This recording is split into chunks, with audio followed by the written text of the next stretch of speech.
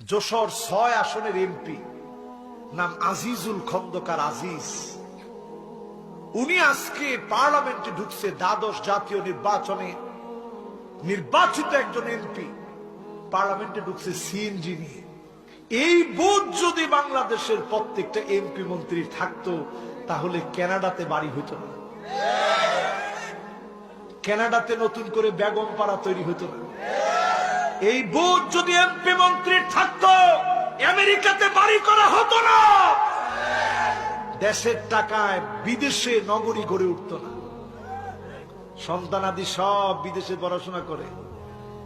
এক একজন সিএনজি নিয়ে যদিও ঢোকার পরে প্রশংসিত হয়েছে, এই ভাইটার জন্য আমরা দোয়া করি সিএনজি যেন ঠিক থাকে।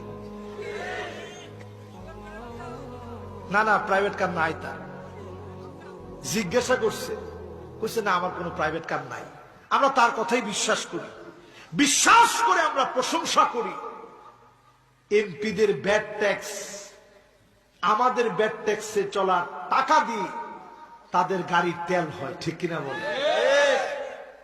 জনগণের জন্য যদি তারা না খাটে তাইলে তারা আমাদের কোন দিনের কাজে লাগবে? ঠিক নেই। এবার একটু আমাদের